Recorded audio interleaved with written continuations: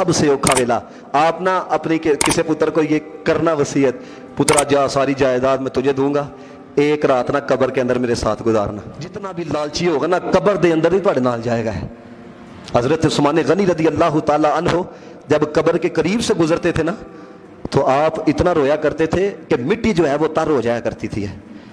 تو کسی نے پوچھا وجہ کیا ہے, تو حضرت عثمان غنی رضی اللہ تعالیٰ فرمان لگے, نبی پاک نے فرمایا آخرت کی منزلوں میں سے جو پہلی منزل ہے نا جو سب سے بھیانک ناک ہے, فرمایا وہ اندھیری قبر ہے.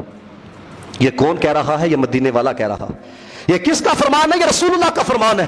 حضرت عثمان غنی کہتے ہیں نبی پاک نے فرمایا جو اس میں کامیابی سے گزر گیا اس کے لیے آگے بھی بھلائی ہے, اس کے لیے آگے بھی کامیابی ہے. یعنی کہ اندھیری رات پتر بھی آپ کا سکا گزارنے کے لیے تیار نہیں ہے اور لالچ دے رکھے ہو کہ سب کچھ لے لو. لیکن ادھر رنگ دیکھو ذرا. اب مجھے بتائیں موسیٰ کلیم اللہ رسول اللہ سے کتنے ہزار سال پہلے تشریف لائے جی؟ میرے نبی پاک صلی اللہ علیہ وسلم کی عظمت دیکھو اور پھر حضور کی نسبت کی وجہ سے امت کا مقام دیکھو. اللہ تعالیٰ نے موسیٰ کلیم اللہ سے فرمایا میں نے اپنے محبوب کی امت کو 2 نور دیے ہیں تاکہ 2 اندھیرے انہیں نقصان نہ پہنچا سکے ہیں. اب 2 نور, یہ اب خود کہہ رہا ہے کس کو؟